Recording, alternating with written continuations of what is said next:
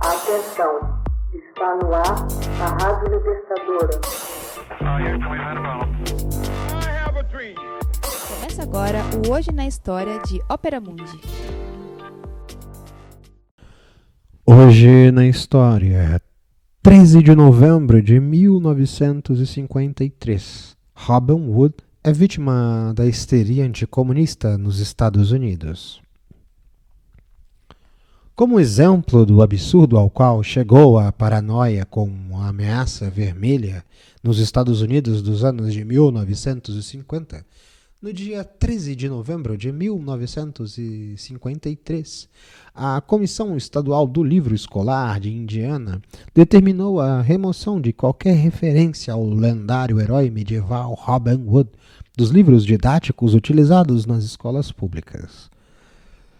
Segundo o órgão, havia uma diretiva comunista na educação para dar ênfase à história do tal Robin Hood, porque, afinal, ele roubava dos ricos para entregar aos pobres.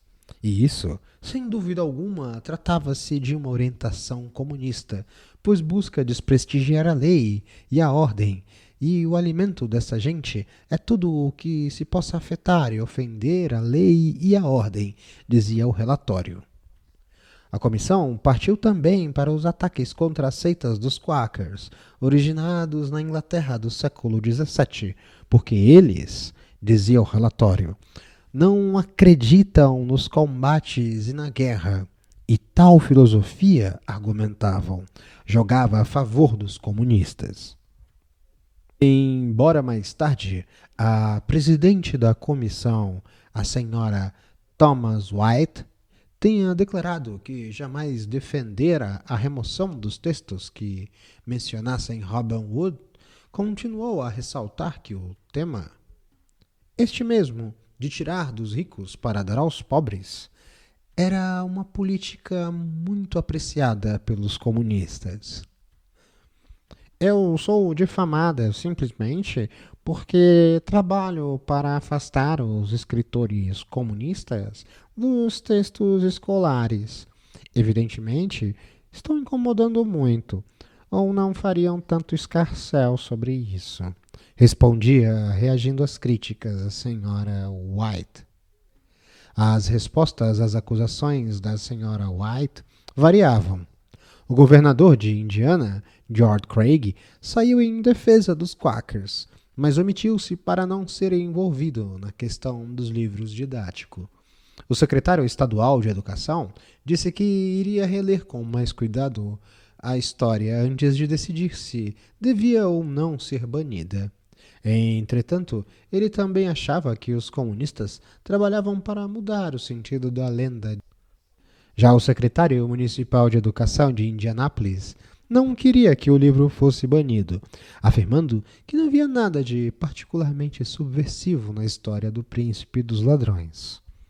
Enquanto isso, na União Soviética, os comentaristas ganharam um prato cheio para todo tipo de diversão. Um deles até zombou dizendo: a filiação de Robin Hood ao Partido Comunista fez com que as pessoas sensíveis soltem sonoras gargalhadas. Ou então o ocupante do xerife de Sherwood, por exemplo, na Inglaterra, em cuja floresta se passa a lenda, ficou horrorizado, vociferando: Robin Hood, ele não é comunista. Embora, em retrospectiva, o episódio seja absolutamente ridículo, os ataques à liberdade de expressão durante o período da chamada ameaça vermelha nos Estados Unidos levaram à proibição de inúmeros livros nas escolas entre os anos de 1950 e 1960. Devido aos conteúdos supostamente subversivos.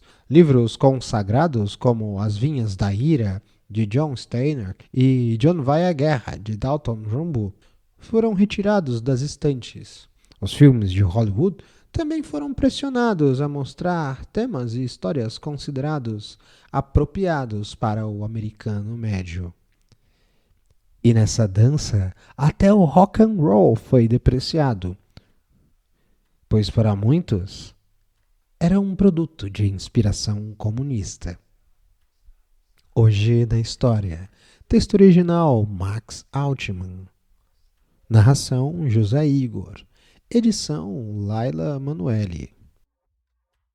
Você já fez uma assinatura solidária de Opera Mundi? Com 70 centavos por dia, você ajuda a imprensa independente e combativa. Acesse www.operamundi.com.br/apoio.